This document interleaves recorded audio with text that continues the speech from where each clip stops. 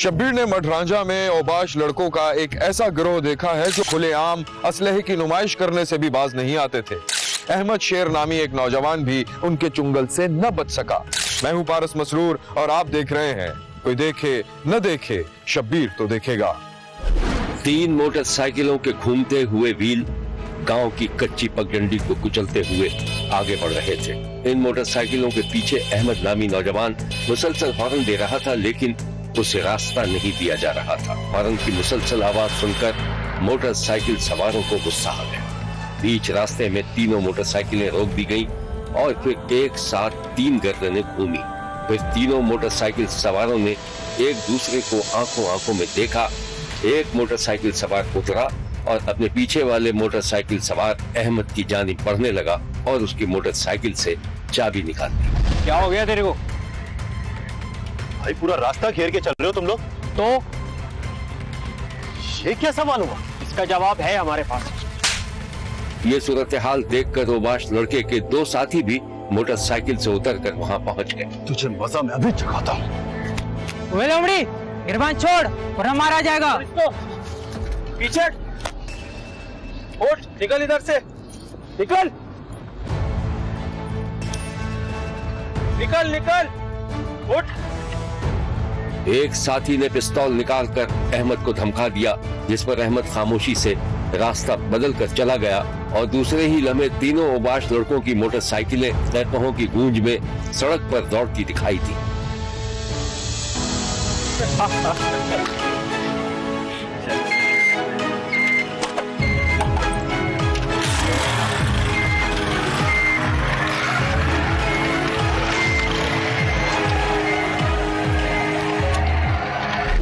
अहमद शेर के माँ बाप बचपन ही में फौत हो गए थे। उसे उसकी खाला ने पाला। वो 5वीं जमात तक पढ़ सका। अलबत्ता थोड़ी सी जमीन थी जिस पर वो खेती बाड़ी करता था। एक बहन थी जिसकी तलाक हो चुकी थी और वो उसी के साथ रहती थी।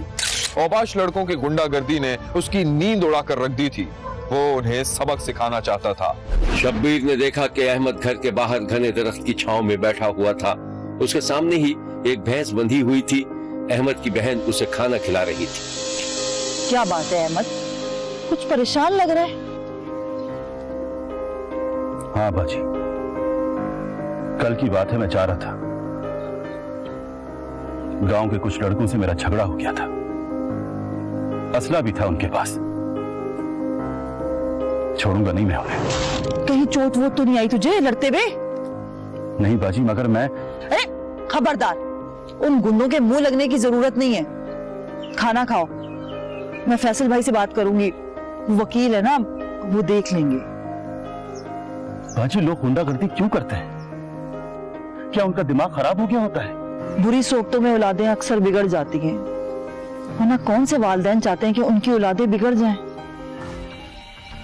तू खाना खा, परेशान ना हो। मुझे घर जल्दी जाना है, कुछ काम है और रात का खाना भी बनाना है। लेकिन तूने यहाँ से कहीं जाना नहीं है। ठीक है, मैं दूध धो लेता हूँ। ठीक है, चल, परेशान ना हो।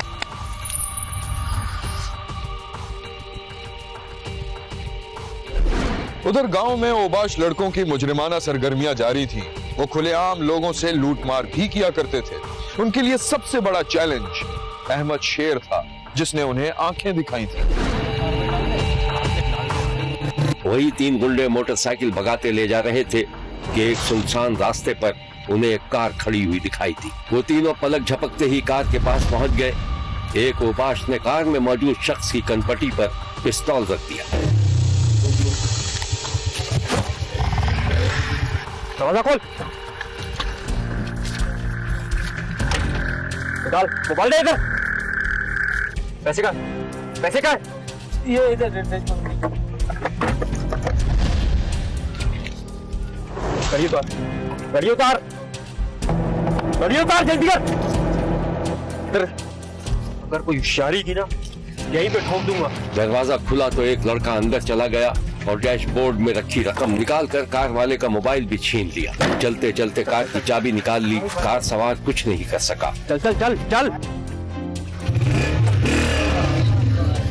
तीनों गुंडे अपने अड्डे पर पहुंचे और लूट का माल तकसीम करने लगे। मोबाइल में से सिम तो निकाल दे। अरे हाँ हाँ, निकाल दिए। अच्छा सुन, लेकर आ, मेरा नशा उतर रहा है यार।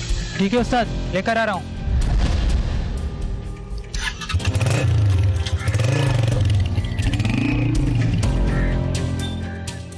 अच्छा सुन, तुझे पता है वो जो लूमड़ी मिला था हमें, हाँ। जो बहुत आंखें दिखा रहा था, घर का इकलौता है वो। अच्छा, और कहीं मुरब्बा जमीन भी है उसके पास।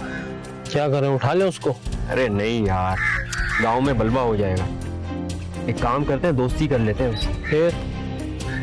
फिर तू छोड़ना इस बात को, अभी तो बहुत काम निकालना है उससे। ओबाश लड़कों ने अहमद शेर के डेरे पे आकर उससे माफी मांग ली थी और उससे दोस्ती कर ली थी।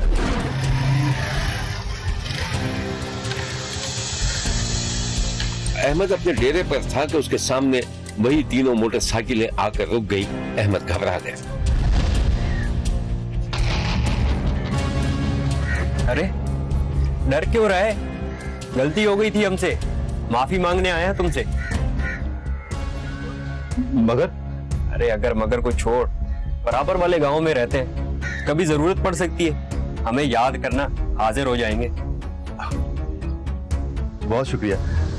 कोई लस्सी पानी? नहीं यार, तुम आओ हमारे डेरे पे, आज रात का खाना हमारे साथ खाओ। चलो ठीक है, मैं आ जाऊंगा। ओबाश लड़के गले मिलकर चले गए और अहमद किसी सोच में पड़ गया।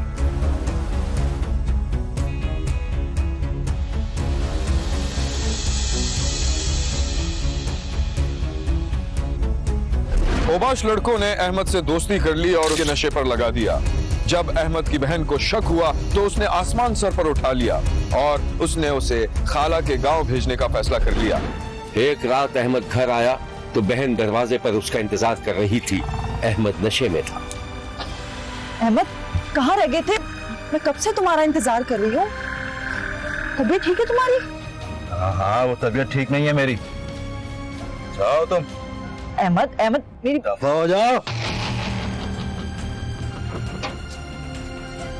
बहन ने भाई की ये जबान सुनी तो गुमसुम हो गई और सारा मामला समझ गई। उसने सहारा देकर भाई को बिस्तर पर लिटा दिया, चादर उड़ाई और फिर दूसरे कमरे में जाकर अपने कजन को फोन करने लगी, जो पेशे के एतबार से वकील था।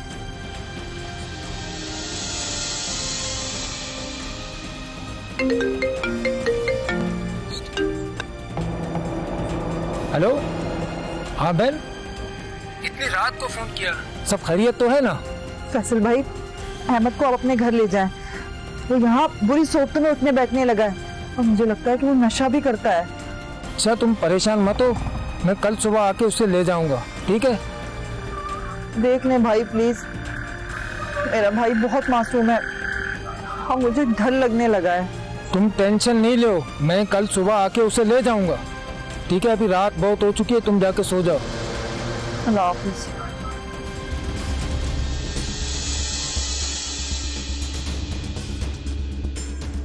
यहाँ लेते हैं एक छोटा सा ब्रेक। कहीं जाइएगा नहीं, हमारे साथ रहिएगा, क्योंकि कोई देखे न देखे, शब्बीर तो देखेगा।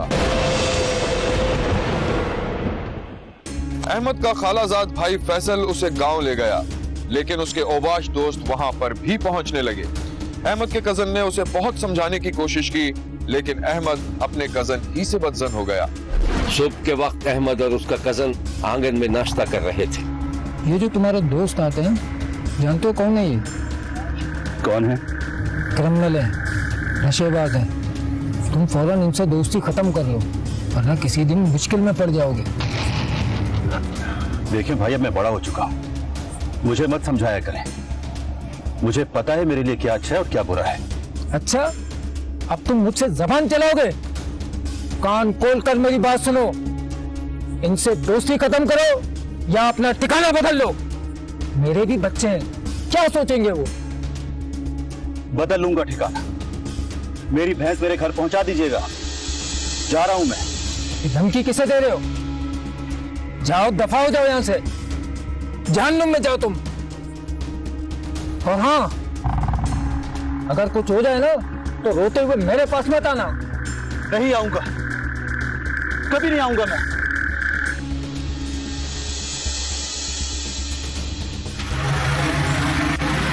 अहमद लड़ झगड़ कर घर से बाहर निकल गया और उसे रास्ते में वही लड़के मिल गए।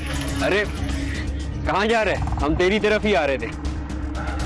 अबे यार क्या बताऊं, वो खालाजाद है ना, उससे झगड़ा हो गया था मेरा। झगड़ा? तू बोल, उठा लेते हैं उसको। गुस्सा तो मुझे भी बहुत आ रहा था। अरे तेरे लिए जान भी हाजिर है। तू चल, डेरे पे चल के मजे करते हैं। चल बैठ बैठ बैठ चल।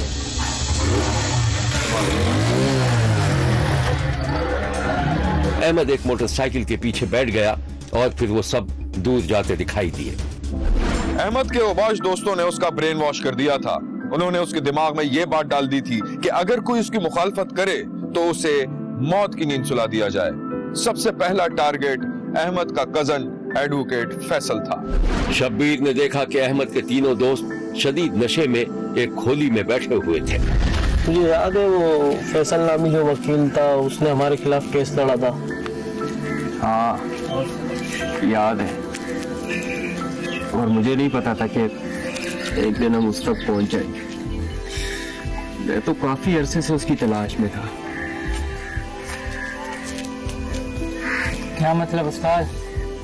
मतलब ये कि अब काम और भी आसान हो गए। बस एक बार उस अहमद के ज़हन में उसके कज़न के खिलाफ हवा पड़नी है, सांप भी मर जाएगा और लाठी भी नहीं टूटेगी। बात तो सही बोल रहे उस्ताद, बहुत अच्छा आइडिया है। बस एक बार वो हाथ आ जाए बस। अहमद तकरीबन अपना जहनी तवाजुन खो चुका था। उसे जो भी अच्छी बात समझाता वो उसका दुश्मन हो जाता। एक दिन आइस के नशे के जेरे असर उसने अपने एडवोकेट कजन फैसल को कत्ल कर दिया। गोली की आवाज पर फैसल की माँ और बीवी बाहर आई तो उन्हें भी गोलियां मारकर हलाक कर दिया। यही नहीं, वो अपने चचा के घर गया और वहां पर एक कजन को भी कत्ल कर दिया। शब्बीर ने देखा कि अहमद रात की तारीकी में इंतहाई जुनून के आलम में पिस्तौल लिए दौड़ता चला जा रहा था और उसके कानों में उसी की आवाज गूंज रही थी। फिर अचानक अहमद ने एक दरवाजे पर लात मारी। सामने ही उसकी बहन का साबिक ससुर नजर आ गया। अहमद ने निशाना लेकर फायर कर दिया और फिर किसी रोबोट की तरह मुड़ा और वहां से चला गया।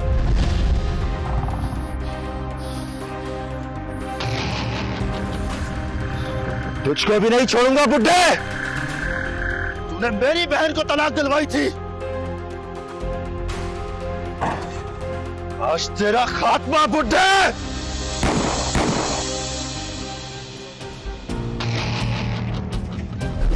बुरी सोबतों का शिकार अच्छे घर का लड़का नशे के जेरे असर 4 अफराद का कातिल बन चुका था। 4 कत्ल के बाद उसका डर खौफ निकल चुका था और पुलिस कातिल को तलाश कर रही थी। शब्बीर ने देखा कि पुलिस की गाड़ी रात की तारीकी में एक मोटरसाइकिल का पीछा कर रही थी और अहमद मोटरसाइकिल भगाता चला जा रहा था। फिर एक जगह उसकी मोटरसाइकिल बंद हो गई तो वो पैदल भागकर एक झाड़ी के पीछे छुप गया। पुलिस एहलकारों ने गाड़ी से कूदकर पोजीशन संभाल ली। दोनों तरफ से फायरिंग का तबादला हुआ और फिर गहरा सन्नाटा छा गया। 4 अफराद का कातिल मुबैना तौर पर पुलिस मुकाबले में मारा गया। जी, ये अफसोसनाक वाकया तहसील कोट मोमिन में पेश आया है। 2 थानों की हदूद में एक थाने में 3 लोगों का मर्डर किया गया, जिसमें 2 खवातीन है, एक मर्द है, और दूसरे थाने की हदूद में इसी शख्स ने एक और मर्डर किया। पुलिस की टीम्स दोनों जगह पे काम कर रही हैं, इसके लिए मल्टीपल टीम्स कर रही हैं। मुझे बड़ी उम्मीद है कि इंशाल्लाह हम इसको as soon as possible arrest भी कर लेंगे और इसको कैफरे के दार तक पहुंचाएंगे। अभी तक की जो इत्तलात हैं उसके मुताबिक ये आइस एडिक्ट है, नशे का इस्तेमाल करता है और इसने इस नशे के ज़ेरे असर ये सारी कार्रवाई की है।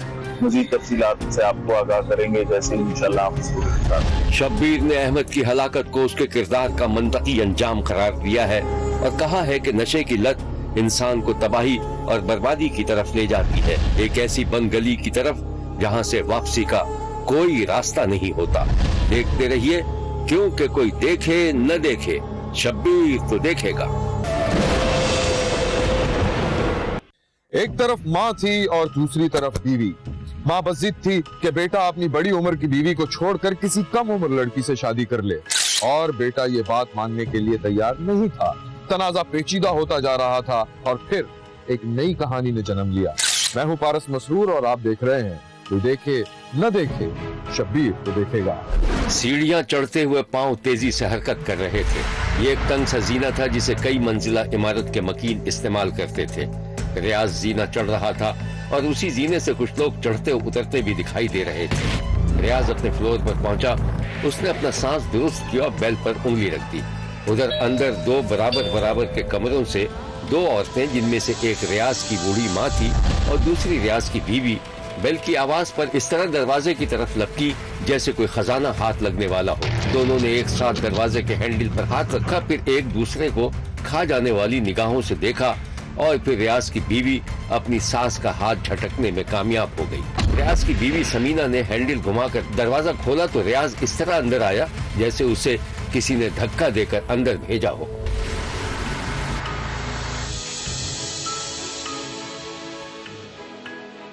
समीना, ये घर इतना बड़ा नहीं है कि तुम्हें डोर बेल की आवाज ना जाए। 10 मिनट बाद दरवाजा खोला है तुमने। खाना खाया तुमने? और ये अम्मा का है? शौहर के सवाल पर बीवी ने आंखों से इशारा करके शौहर को बता दिया कि माँ उधर खड़ी है।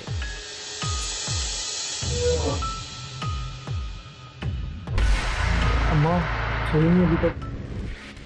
बस सोने वाली है बेटा, फुर्सत मिलेगा तेरे पास। हाँ बस सोने वाली है बेटा, फुर्सत मिलेगा तो मेरे पास आए। अम्मा बोले मैं सुन लो, क्या बात है? अम्मा आप भी ना हद करती हैं।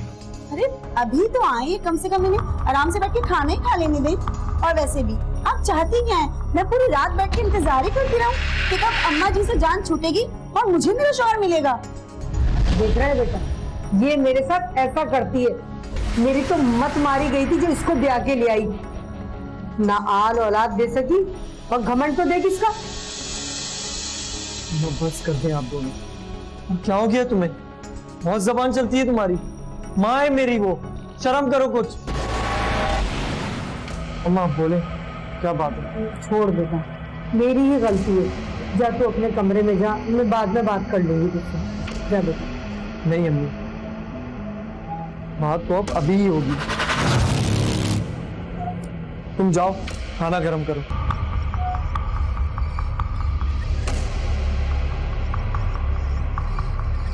बोलिए अम्मा। कमरे में बेटा माँ का हाथ पकड़कर उसे कमरे में ले गया। उधर रियाज की बीवी नाक भौं चढ़ाती हुई किचन में चली गई, लेकिन उसके कान सास और शौहर की बातों पर ही लगे हुए थे। अरे अम्मा, ये क्या कर रही हो? माँ ने बेटे को हाथ पकड़कर अपने पास बिठा दिया। चिल्लाने की जरूरत नहीं है, मेरे चुड़ैल सुनेगी। उधर रियाज की बीवी दरवाजे से कान लगाए खड़ी थी। बताएंगी क्या बात? मेरा रिश्ता चाहता है। मेरा रिश्ता? मगर क्यों? 3 साल हो गए तेरी शादी को, ना बच्चा होना था ना हुआ। मुझसे गलती हो गई, तो मैं तेरे लिए इतनी बड़ी उम्र की औरत ले आई। माँ बेटे की गुफ्तगू सुनते हुए समीना के चेहरे के तासुरात इंतहाई नफरत आमेज थे। अम्मा जो होना था सो हो गया, मुझे कोई दूसरी शादी नहीं करनी। आप बेटे आप आराम करें। समीना ने जब महसूस किया कि उसका शौहर बाहर आ रहा है तो वो दौड़कर किचन में गई, जहाँ सालन उबलकर गिर रहा था। मेरा कलेजा, लेकिन आपको इससे क्या?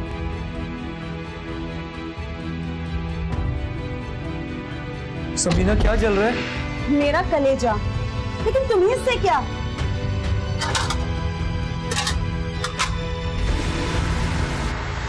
क्या हो गया तुम्हें?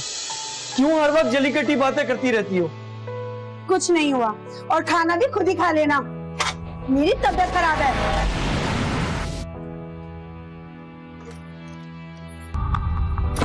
समीना किचन से गई तो रियाज की माँ किचन में आकर खाना निकालने लगी, लेकिन रियाज गुस्से से अपने कमरे में चला गया और अंदर से दरवाजा बंद कर लिया। माँ अभी किचन ही में थी कि बेटे के कमरे से लड़ने झगड़ने और चीखों पुकार की आवाजें सुनाई देने लगी। माँ दरवाजा पीटती रही, लेकिन दरवाजा नहीं खोला गया। ये सब क्या था? ये तमाशे खत्म नहीं होंगे तुम्हारे रोज के? अपनी माँ से जाके पूछो कि क्या तमाशा है। तुम्हें शर्म नहीं आती? इतनी बड़ी है तुम उनसे बदतमीजी कर रही हो। तो उन्हें कौन सी शर्म आती है? वो मुझसे कितनी बदतमीजी करती हैं। तुम्हें पता है सारा दिन मुझे क्या क्या बोलती रहती है। औलाद नहीं है, ताने मारती रहती हैं। समीना, समीना तुम तो कम से कम अकल पकड़ो। इस वक्त वो उम्र में तुमसे बड़ी है, तुम क्यों उनके पीछे पड़ी रहती हो? तो सारी बातें मुझे ही क्यों समझाना आ जाते हो? अपनी माँ को क्यों नहीं समझाते कभी? दरवाजा खोलो, क्यों लड़ रहे हो? अम्मा आप जाएं, खुदा का वास्ता है, छोड़ दें हमें हमारे हाल पे। बेटा दरवाजा खोल। आ गई फिर हमें लड़वाने के लिए। देख ले आप, कभी हमें अकेला बैठने नहीं देती है। मैं कह रहा हूँ खामोश हो जाओ। समीना ने अपने शौहर को धमकी दी थी कि अगर वो दूसरी शादी करेगा तो वो खुदकुशी कर लेगी। शौहर अपनी माँ के कहने पर दूसरी शादी नहीं करना चाहता था, लेकिन आए दिन के झगड़ों से तंग आ चुका था। वो अपनी जिंदगी से बेजार हो चुका था। शब्बीर ने देखा कि रियाज की माँ एक लड़की के सर पर हाथ रखकर उसे दुआएं दे रही थी। सामने ही मेज पर नाश्ता लगा हुआ था और लड़की की माँ रियाज की माँ को मुबारकबाद दे रही थी। ये आप भी हमारे घर चक्कर लगाइए। अरे बहन, आप मुँह तो मीठा करें। हाँ हाँ, क्यों नहीं। और माशाल्लाह हमारी बच्ची तो बहुत प्यारी है। अल्लाह नसीब अच्छा करे। अच्छा मैं तो चलती हूँ, मुझे देर हो गई। खाना खा के जाइएगा ना आप? नहीं, इंशाल्लाह फिर आऊंगी मैं। और बेटा जी पी रहा। रियाज की माँ चली गई तो लड़की का भाई भी कमरे में आ गया। इस दौरान लड़की कमरे से बाहर जा चुकी थी और उसका भाई और माँ आपस में बातें कर रहे थे। क्या हुआ अम्मा? मुबारक हो बेटा, तुम्हारी बहन का रिश्ता तय हो गया। लेकिन सुना है उसकी बीवी बहुत लड़ाके कैसे इजाजत दे दी? अरे वो बता रही थी वो जीनी मरीज है, कई बार खुदकुशी की कोशिश कर चुकी है। उसके इजाजत देने ना देने से क्या होता है? रियाज तो अच्छा आदमी है, मैं जानता हूँ, मगर उससे पहले कहो पहली बीवी को तलाक दे वरना इनकार कर दो। अरे पागल हो गया है क्या? अब तो रिश्ता तय हो गया है और जैसा वो बता रही थी कितने दिन जिएगी वो, खुदकुशी कर लेगी। पता नहीं अम्मा, लेकिन मैं एक बात जानता हूँ, अगर आप चाहती हैं आपकी बेटी खुश रहे तो रियाज को बोलो उससे जान छुड़ाए वरना इनकार कर दे। अरे पागल हो गया है क्या मार दे वो अपनी बीवी को? बस दुआ कर इज्जत से तेरी बहन रिश्ता हो जाए।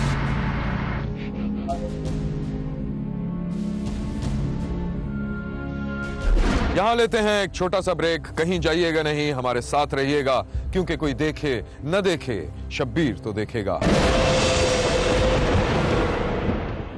रियाज की बीवी को जब यह पता चला कि उसके शौहर की दूसरी शादी हो रही है और बात भी पक्की हो चुकी है, तो वो अपने आपे से बाहर हो गई और उसकी आंखों में खून उतर आया।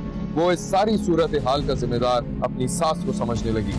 शब्बीर ने देखा कि रियाज की बीवी आटा गूंथ रही थी और उसके ख्यालों में उसकी सास का तंजिया चेहरा उभर रहा था। अचानक बावर्ची खाने में एक बिल्ली घुस आई। समीना ने पास ही पड़ा हुआ एक बर्तन उठाया और बहुत ही जुनूनी अंदाज में बिल्ली को दे मारा और उसके पीछे भागने लगी। इस दौरान उसका पांव फिसला तो वो गिरकर कराहने लगी। भाग यहाँ से।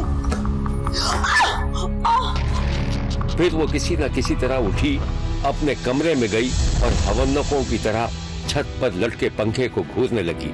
फिर शब्बीर ने उसे दरवाजे की चटखनी बंद करते देखा। समीना सोचने समझने की सलाहियत होती जा रही थी और फिर एक रोज उसने पंखे से लटक कर अपनी जान देने का फैसला किया, लेकिन वो इससे बाज रही। शब्बीर ने देखा कि समीना आंखें और मुट्ठियां भींचे नीम तारीख कमरे में एक कुर्सी पर बैठी हुई थी और खुद कलामी कर रही थी।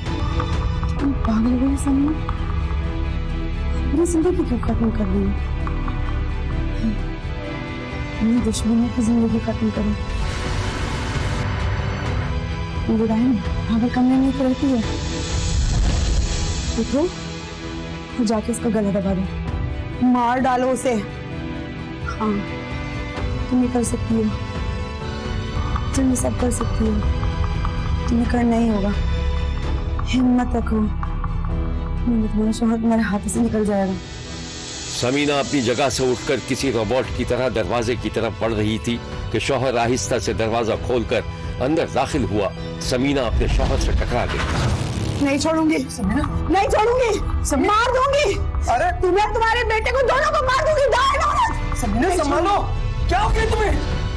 समीना, समीना खुद को संभालो। समीना क्या हो गया तुम्हें?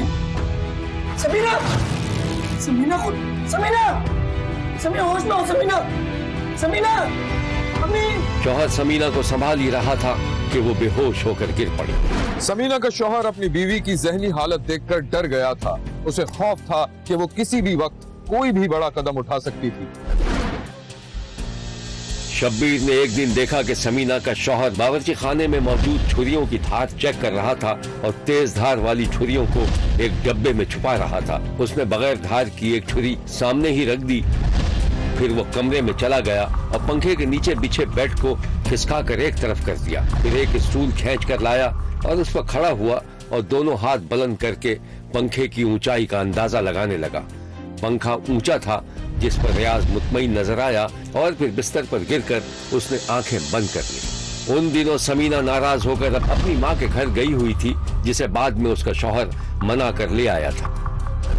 समीना के शौहर की दूसरी शादी में 2-3 दिन रह गए थे और समीना ने अपनी जान लेने की आखिरी वार्निंग जारी कर रखी थी।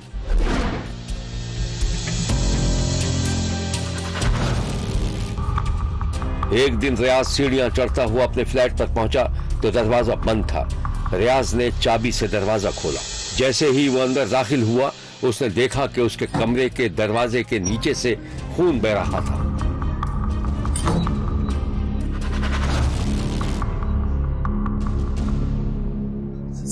समीना, समीना दरवाजा खोलो, समीना दरवाजा खोलो, समीना। रियाज ये सूरत हाल देखकर घबरा गया। उसने दरवाजा खटखटाया और फिर किचन में जाकर अफरा तफरी के आलम में वो डब्बा तलाश करने लगा जिसमें उसने तेजदार छुरियां रखी थीं। वो छुरियां वहां से गायब थीं।